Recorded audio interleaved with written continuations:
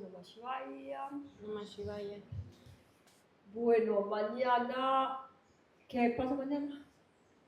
Empiezan las novenas. Arranca la novena de Jesús, porque nos estamos preparando para el solsticio de invierno, cuando nace Jesús. ¿Y cuál es el objetivo de la novena, de la Navidad, del pesebre, de todo eso?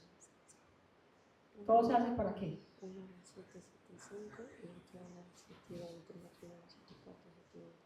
¿Para que haya más ventas o para qué? La gente salga a rumbear, para que todos los objetivos, para que esa energía crística nazca dentro de nosotros.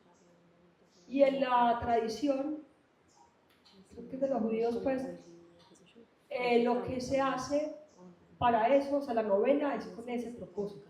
La novena, o sea, es colombiana, es una tradición única de nosotros, es demasiado bonita, demasiado importante. Y en la novena se cuenta lo que pasó los días antes que nació Jesús, unas enseñanzas pues súper importantes. Pues. Y en la tradición judía se arranca, para lograr ese objetivo, pues, se arranca a estudiar a Isaías, gran profeta, en noviembre. Todo noviembre, que el año entrante quiero que lo hagamos, lo hemos hecho. Este año no lo hice porque, pues, no sé, mi objetivo este año eran los indígenas, pero ayer como repasando todo esto, pues me di cuenta de lo más obvio del mundo: no hay nadie más indígena que Jesús. O sea, es el más indígena de los indígenas que existen, todos los indígenas, pues. ¿Dónde nació Jesús? En Belén, pero ¿en qué parte?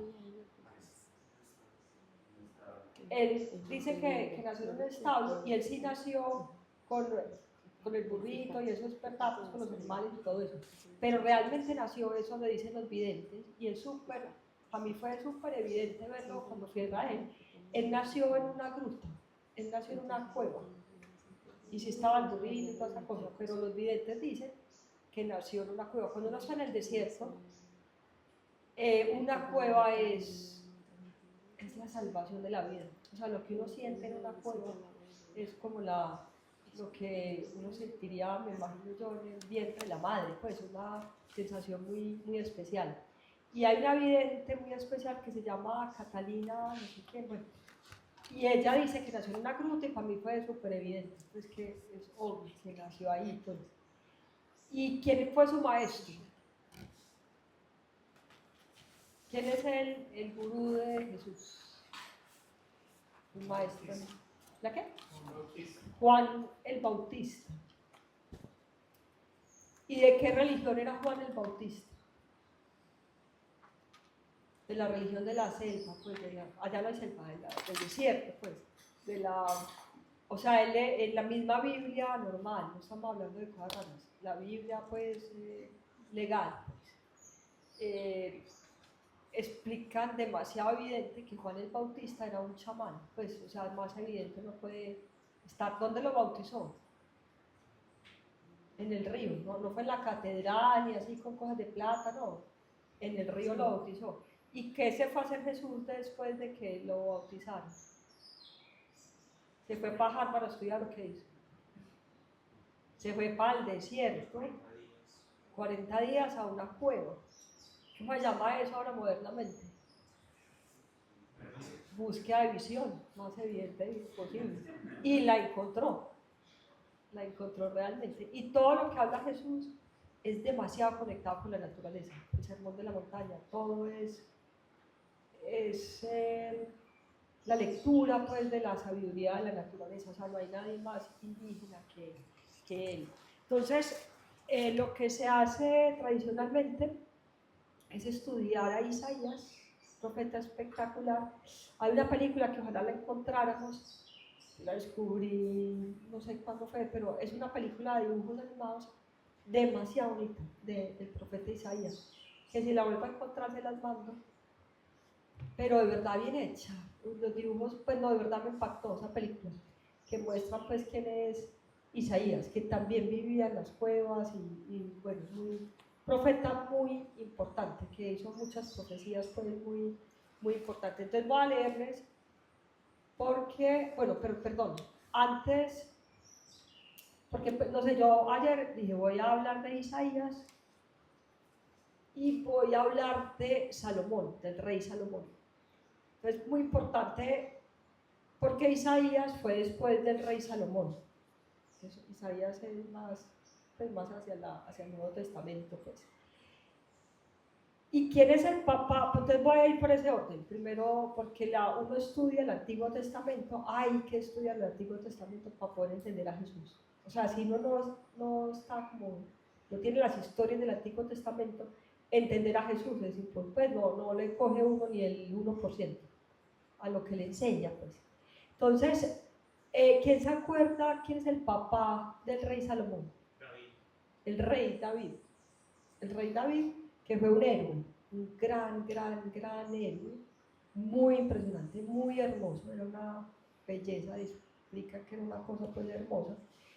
Y él fue un gran rey, ¿y qué fue lo que hizo? Pues muy importante que pues sí, ahí está en el subconsciente colectivo. Él venció a Goliat, y Goliat era de los filisteos,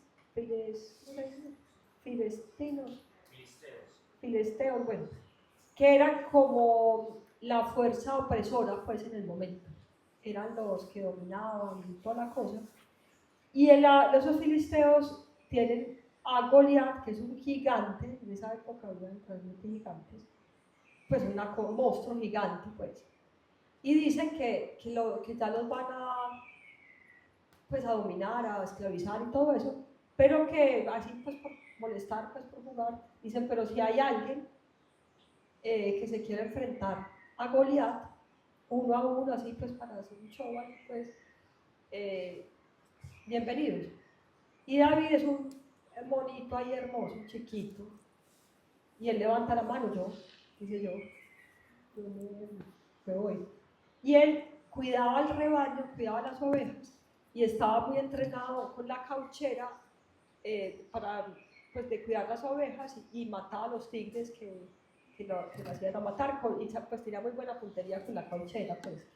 Entonces David mata a Goliat, ese monstruo, ese niño chiquito, y con una cauchera le pega, entiendo que acá, y Goliat cae así, pues como un tronco, pues como un árbol, pues cae al suelo. Y ahí él en la historia pues larga, se vuelve rey, muy poderoso, muy heroico, historias pues súper bacanas, y le nace un hijo, que es ¿quién? El rey Salomón. El rey Salomón. Y del linaje, ¿de dónde viene Jesús? ¿De qué linaje? Del linaje del rey David. Eso es súper claro. Viene José es del linaje del rey David.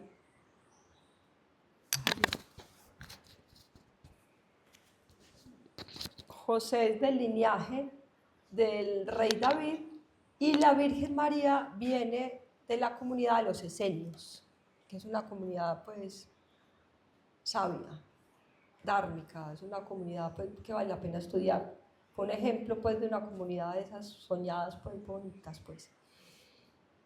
Y el rey Salomón fue muy importante y hay que estudiarlo, yo todavía no me he metido bien en la tarea, pero hay que estudiarlo profundamente. ¿Quién se acuerda qué hizo el rey, pues qué escribió el rey Salomón, súper conocido?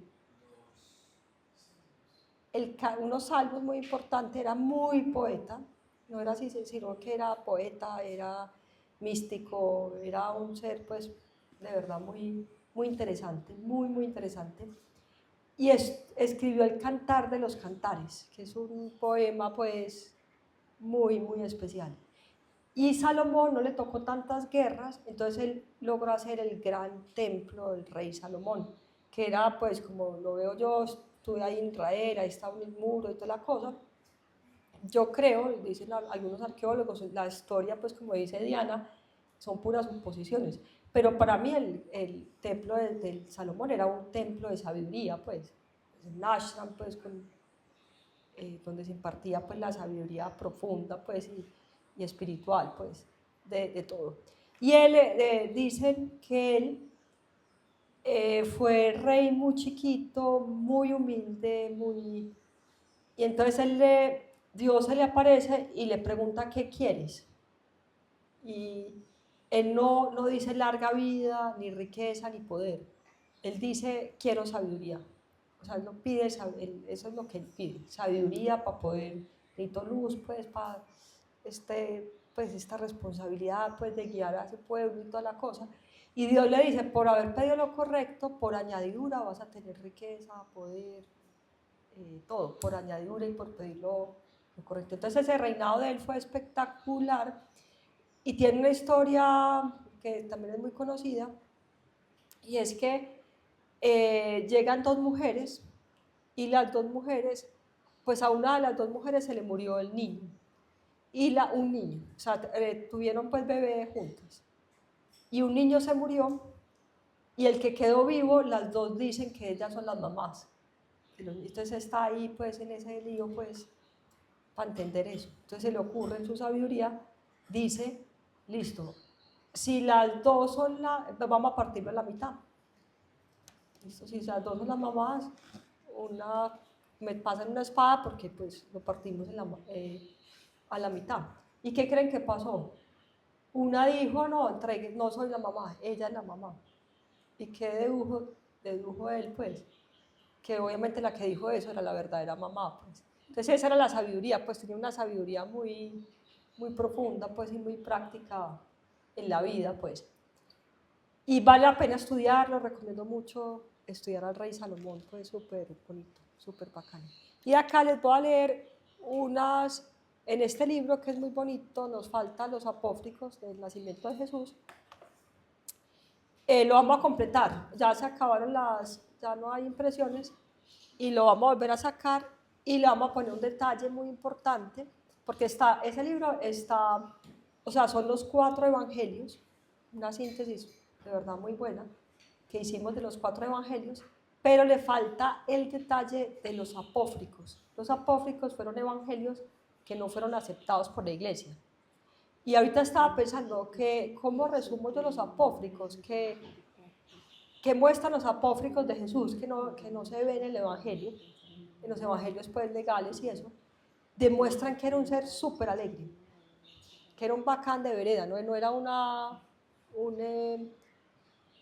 así como muestran en las películas, pues, que cogen el más autista. Yo no sé cómo hacen para coger de Jesús un bobo ahí, tonso, como que yo no sé cómo hacen para coger a Jesús, pues, porque era lo contrario, pues.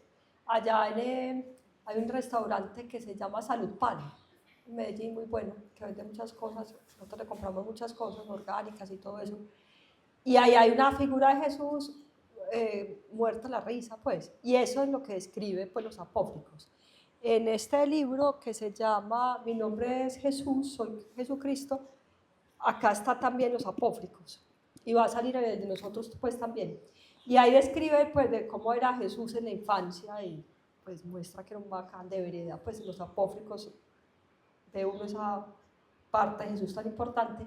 Y uno que me llega mucho es en las bodas de Caná, cuando él hace su primer milagro. ¿Se acuerdan cuál fue el primer milagro que hizo Jesús? Convirtió el agua en vino, en el matrimonio, bueno, que hay muchas historias de eso. Y ahí están en una rumba y ahí escriben los apócrifos lo enrumbado que estaba Jesús. O sea, hacía como danzas en círculo y ponía a todo el mundo a bailar y lo describe pues ahí, en los apócrifos se describe pues como esa parte de Jesús tan importante, tan esencial, pues y como esa alegría de él pues tan bonita. Y bueno, voy a leerles, estoy haciendo un desorden pues ahí impresionante, pero voy a leerles algunas de las profecías de Isaías, muy hermosas. ¿Se acuerdan? Isaías pues está en el Antiguo Testamento antes de Jesús, después del rey Salomón, muy como llegando al Nuevo Testamento. Entonces él dice, volverán, esa frase estaba por allá, que me encanta, es una profecía, y la profecía dice, volverán, porque habla del futuro brillante que fue prometido a la humanidad con el nacimiento de Jesús. Pues. Entonces él dice lo que ocurre, y dice, volverán sus espadas en rejas de arado, o sea, las espadas, los instrumentos de la guerra, se vuelven instrumentos de agricultura, y sus lanzas en hoces. Hoces es un instrumento de agricultura muy, muy importante. No alzará espada nación contra nación, y ojo, esta frase me encanta, ni se adiestrarán más para la guerra. O sea, ¿qué quiere decir eso en términos modernos? Se cambia el servicio militar por servicio social y espiritual. Pues. Entonces vuelvo a leer esto que es hermoso. Volverán sus espadas en rejas de arado y sus lanzas en hoces. No alzará espada nación contra nación, ni se adiestrarán más para la guerra. Y luego dice, bueno, hay varias cosas muy bonitas, pero les leo esta. Eso está acá, está en este libro, todo lo que estoy leyendo, que es la profecía del nacimiento de un futuro brillante para la humanidad, pues, que es lo que invocamos, pues. Como dice el Padre Nuestro, venga a nosotros tu reino. O sea, que invoca uno, lo contrario de lo que nos enseña la iglesia. No es que cuando yo me muera pago plata que para que me lleven al cielo, sino que invoca uno, que el cielo baje a la tierra. Eso es lo que está diciendo pues ahí Isaías. Y después dice algo hermosísimo, demasiado hermoso. Dice el lobo, está hablando pues de ese nacimiento, dice el lobo morará con el cordero y el leopardo se echará con el cabrito. El becerro, el leoncillo y el animal doméstico andarán juntos y un niño los conducirá. Entonces imagínense pues un tigre y un ternerito juntos caminando con un niño. La vaca y la osa pasearán, sus crías se echarán juntas. Entonces imagínense pues una vaca acostada pues en la barriga de un oso. Y el león, como el buey, comerán paja, todos serán vegetarianos. El niño de pecho jugará junto a la cueva de la cobra, y el niño destetado extenderá su mano sobre la guarida de la víbora. Ayer que estuvimos en la novena, uno de los niños pisó una culebra. Pues en esos días había pisado una culebra, no le hizo nada, ni lo mordió, ni nada, pues. Muy lindo. Dice él, o sea, está diciendo, en este reino, en este futuro brillante de la humanidad, los bebés meten las manos a las cuevas donde nacen las culebras y no les pasa nada, pues.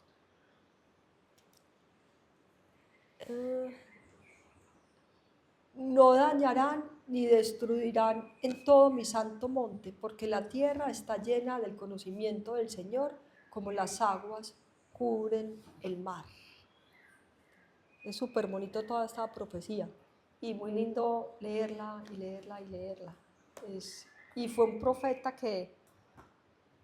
uno de los grandes profetas. Lo que él hace es lo que ahora modernamente llaman imaginario colectivo. Él cambia la visión de todo y hace, sí, ahora modernamente se llama así. Por ejemplo, acá en Medellín tenemos unos cantantes muy famosos. Yo no sé mucho de eso, pero J Balvin, Maluma, y lo digo pues por mis sobrinitas. Famosísimos, o sea, esos sí son influencers, de verdad. Y se están uniendo para lograr un imaginario colectivo distinto del país y eso sí tienen el poder de lograr eso, pues, impresionante. Y esos son los profetas, eso es simplemente eso, así de sencillo, pues. Es lograr un imaginario colectivo que con la visión del águila vea otras alternativas, pues. Lo que pasa cuando uno se para en la cabeza, pues. Y bueno, ayer, pues, con eso, estoy leyendo un libro que se los traje para los de armonización, hermoso, estoy fascinada, de Diana Uribe. Yo siempre soy muy fan de ella. Y el libro se llama, creo que es como nuevo y se llama Mujeres a través de la historia. Entonces, bueno, ahí medio tratando pues con la inteligencia artificial y no sé qué, tratando de, pues, de ver a ver qué decía pues de de Rey Salomón y de Isaías, muy importante, ojalá que hayan quedado pues con la espinita y que ojalá encontremos esa película cortica de dibujos animados de Isaías que de verdad le llegó al alma, pues es súper bonita esa película, pero bien hecha. Pero bueno, no sé, llegué de alguna manera, yo no sé cómo, llegué a las mujeres de la Biblia, porque pues estoy estudiando a Diana Uribe, que estudia las mujeres a través de la historia.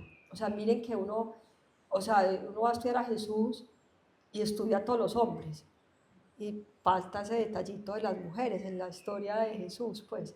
Entonces lo que explica Diana Uribe es que hubo un tiempo donde reinaba el paraíso, pues, y en ese tiempo la diosa era el dios, pues, en todas las culturas, ella dice, o sea, cada cultura es súper distinta, tratar pues como decir que todo era igual, pues es la mentira más grande que se puede decir, pero en muchas culturas del planeta han encontrado arqueológicamente unas mujeres, como muchas, no sé si han visto esas figuras, que son, sí, como en barro, mujeres, pues así, entonces se cree, y pues los arqueólogos afirman que hubo un culto muy profundo a la diosa, muy importante pues. Y después, explica Diana Uribe, como explica ella, entonces el libro es bacanísimo porque uno va leyendo y después pone audios, ahí hay un código y uno oye después a Diana Uribe, después lee un poquito, bueno, es súper fascinante porque ella es con una pasión, ella no es historiadora, ella explica a Nilda, que es la de Subiquí con la que yo estuve, que es súper amiga de ella, que ella la historia le importa cero, ella está en una misión de paz, está, pues sí, pues bregando a lograr la paz pues en el país y entonces explica que el patriarcado arrancó, y eso lo explica magistralmente con la historia y todo eso, cuando las sociedades dejaron de ser cazadoras y recolectoras y empezó la agricultura.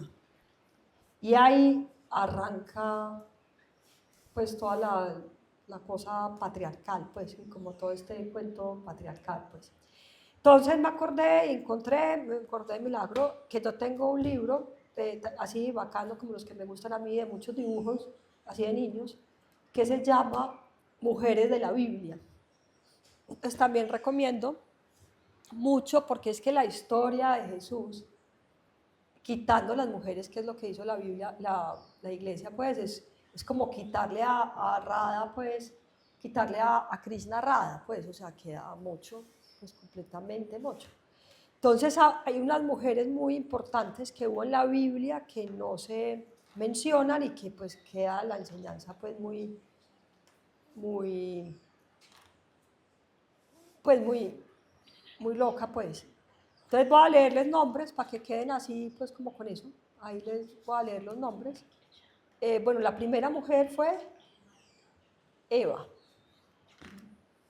Y luego sigue Sara, que es la esposa de Abraham, una mujer que tuvo a Isaías, muy importante, ya con mucha edad, y que se creía estéril, muy importante en la historia. Luego Rebeca, ese bacanísimo porque le van a conseguir una novia a Isaías y no sé, como que no me acuerdo cómo es la historia, pero en todo caso, le dice que esa mujer va a ser una mujer que va a estar en un pozo, acuérdense, o sea, Israel, el ashram, toda esta cosa acá que vemos, Colombia, lo opuesto es Israel, exactamente lo opuesto, eso es desértico, es otro cuento muy interesante, muy bonito, pero, o sea, es exactamente lo opuesto de acá. Y entonces le dicen que esa mujer va a estar en un pozo de agua. Eso no es como acá, pues que hay agua por todas partes, sino que en los pozos, de que enterrar, pues es una agua distinta. Y va a ser tan generosa que le va a dar agua y le va a dar agua a los camellos. Y esa mujer es Rebeca y se casa con Isaías y tienen 2 hijos, muy importantes.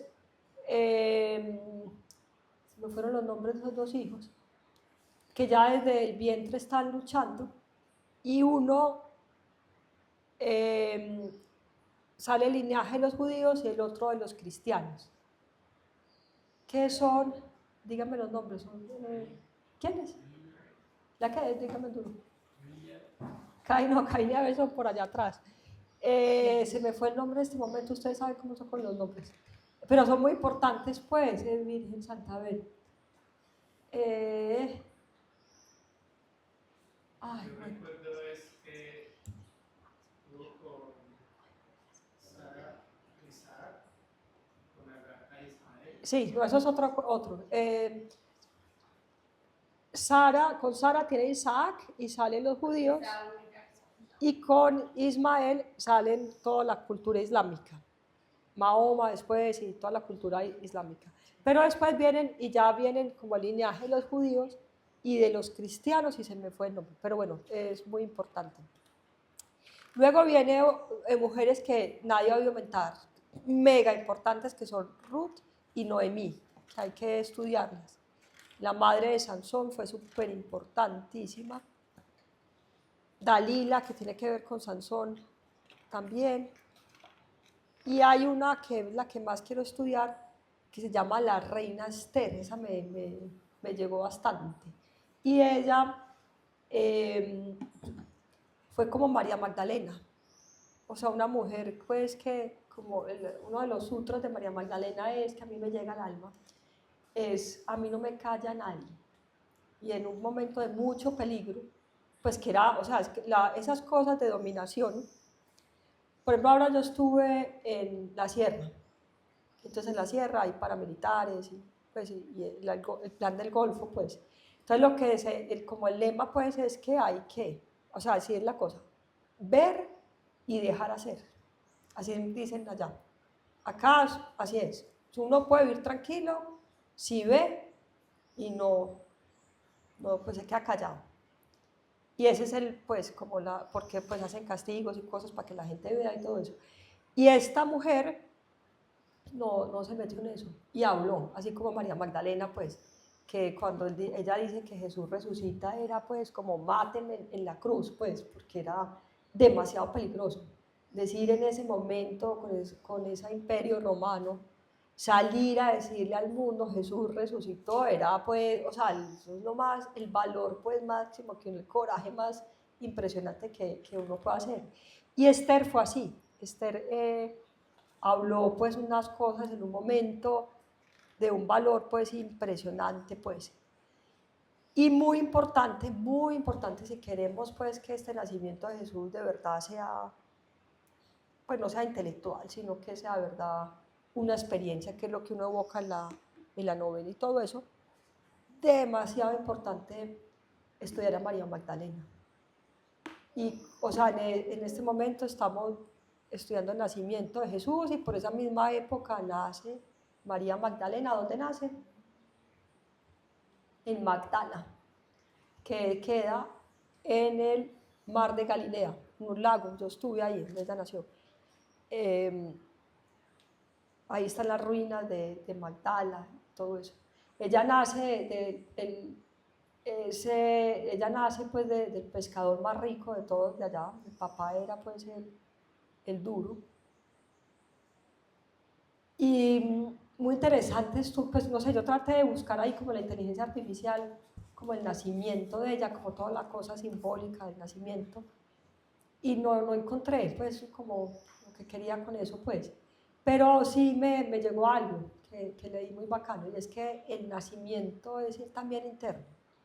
Así como tiene que nacer Jesús, súper importante, lo amo, pues, y Jesús es lo máximo.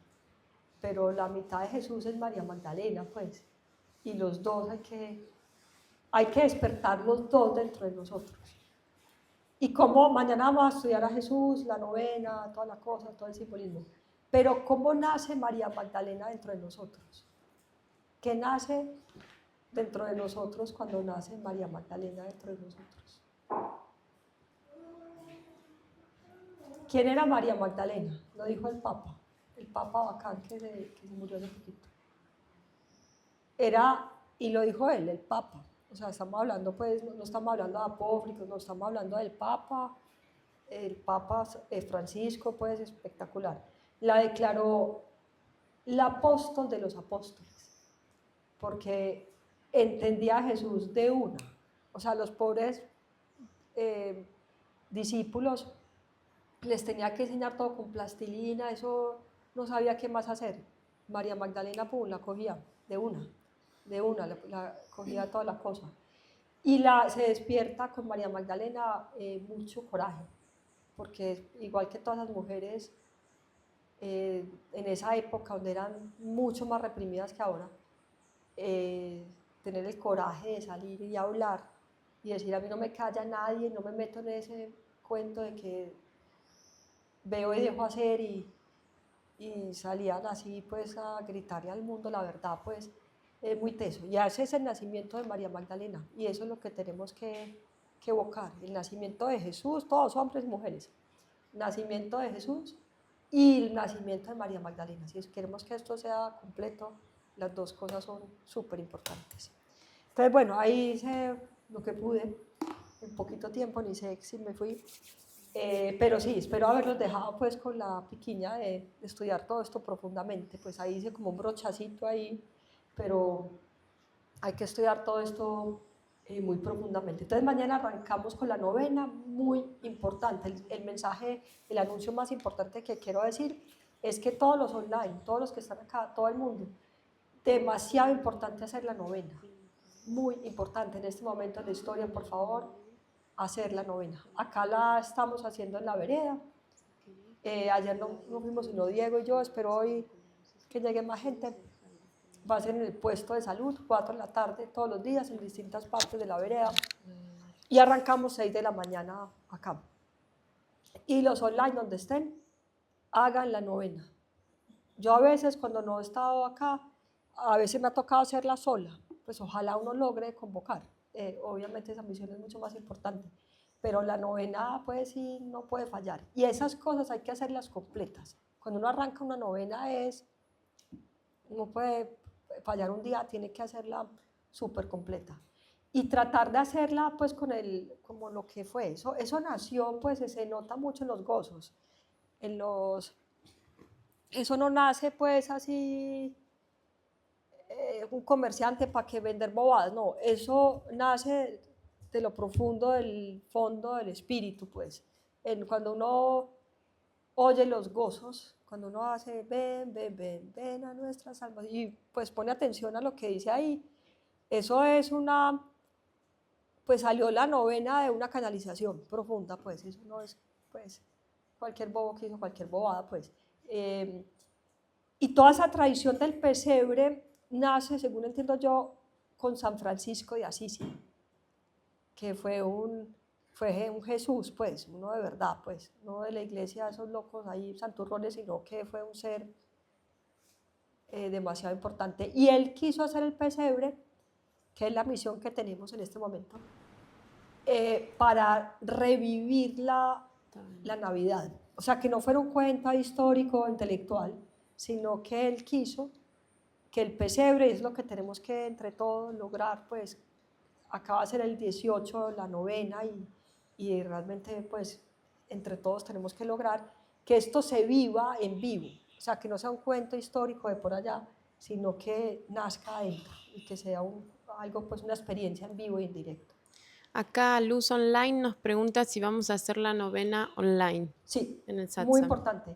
Acá la novena, 6 de la mañana, todos los días, o sea, hacemos 10 minutos de meditación, ni siquiera el Yaya Ganesha, sino la novena. Vienen los campesinos que trabajan acá y se hace la novena online. Muy importante que la hagan y ojalá y como nosotros, la hagan a las 6 de la mañana y ahí vamos a dar muchas explicaciones, muy importante, la vamos a hacer pues profunda pues. Pero también muy bacano que lo hagan en familia. O sea, quedan todos declarados pues embajadores de la novena. Muy importante. Yo cuando he estado en otras partes la hago. Una vez estuve en las Bahamas, en el Ashram de las Bahamas, y me conseguí la traducción y no sé qué, y la hice en inglés, y iban los gringos allá a hacer la novena. y bueno, muy importante. Esta tradición del pesebre solamente existe acá también, no, los gringos y esa gente hacen el árbol, pero no el pesebre, y a mí el pesebre me parece muy importante, me evoca mucho, pues. Entonces, sí, la misión es la Navidad en vivo, así como lo que quiso hacer San Francisco de Asís, muy importante. Listo. Bueno, anuncios, también para los que están en Medellín, mañana es 16, sí, mañana empieza la novena, vamos a hacer el inicio de la novena también en Atman Yoga, va a ser súper especial, pues muy, muy bacano. Después se cierra Atman Yoga, pero hacemos el inicio pues de la novena, súper importante. Muy importante en este momento, los que quieran que esto sea una experiencia en vivo, muy importante más que nunca la práctica espiritual. La gente se mete en Navidad en un estrés, en una cosa y comercial, y le van a los tacos a comprar basuras y bobadas en los centros comerciales. No, la verdadera Navidad es una cosa del alma profunda. Entonces, por eso la prioridad en Navidad es hacer la práctica espiritual, porque viene realmente el solsticio de invierno y es un momento espiritual muy profundo, muy, muy profundo, demasiado importante. Entonces, no parar la práctica espiritual, más que nunca hacer la práctica espiritual. Tenemos el año entrante el profesorado básico de yoga para arrancar el año pues con el pie derecho, 6 de febrero. Y inmediatamente después de ese profesorado viene el profesorado de yoga para empresas, muy altamente recomendado. Navidad y Año Nuevo acá, lo más recomendado. Tenemos la Nochebuena y todos esos retiros son con niños y familia. Y es bacanísimo, se los recomiendo, impresionante. Viene Jorge Arango del 2 al 7 de enero, súper bacano también. Y el retiro de Año Nuevo, el 31, es súper bacano. Se hacen los zancalpas para el año entrante y cómo de verdad manifestarlos, es súper especial, pero muy, muy bacano. Bueno, y viene el próximo fin de semana, yoga y perdón, altamente recomendado. Muy importante, pues, inclusive para la Navidad. No se hizo así, pero como siempre todo cae perfecto. Antes de la Navidad ese retiro es estratégico. Yo no lo pensé, pero así todo cae perfecto para que esta Navidad sea en vivo, pues. Entonces, yoga y perdón arranca este viernes, altamente recomendado, muy altamente recomendado. Bueno, muy bien. Atman Yoga se cierra solo el 16 porque nadie vuelve, el 16 de diciembre, y volvemos a abrir en el Makara Sankranti, que es el 14 de enero, que es cuando se debe arrancar, porque ese es cósmicamente muy, muy especial la energía de esa fecha. Y ahí vamos a arrancar con un festival que se llama Atman Fest, y va a ser súper bacano, para empezar el año pues con todas, se lo recomiendo mucho. Y muy, muy, extremadamente importante, en el Puente de los Reyes Magos vamos a hacer un viaje al origen a Támesis, que es un lugar sagrado donde están los petroglifos, que dice Pablo Aristizábal que los petroglifos son como, o sea, son, ¿cómo se llama eso? Petroglifos, como lo que hay en jeroglíficos, pero tallados en piedra, y dice Pablo que eso era el PowerPoint de los indígenas. Y están en una franja donde hubo una cultura espectacular que no nos la contaron, una civilización, una cultura pues impresionante. Y ver esos petroglifos despierta memoria ancestral. Y estamos haciendo esos viajes para volver al origen.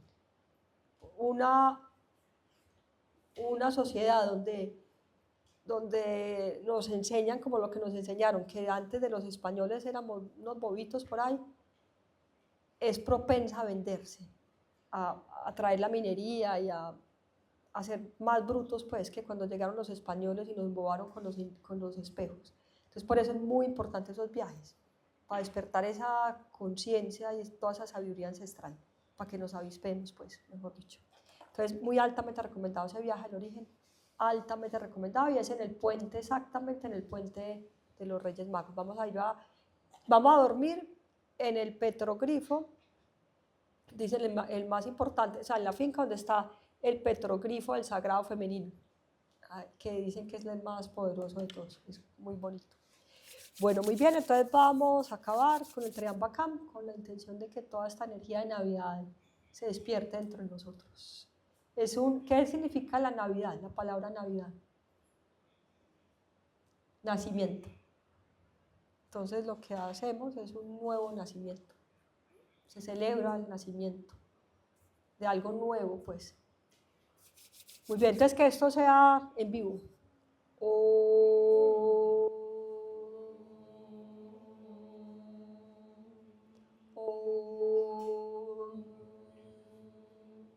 Om Trayambakam Yajamake Suganti Pushtivaranam Urparukamiva Bandhanam Mrityor Shem Amritat Om Trayambakam Yajamake Suganti Pushtivaranam Urparukamiva Bandhanam Mrityor Shem Amritat Om Trayambakam Yajamake Suganti Pushtivaranam Urvarukamiva Bandhanam Mrityor Shem Amritat Om Shanti Shanti Shanti Om Paz Paz Paz, favorable Dios, misericordia, amor.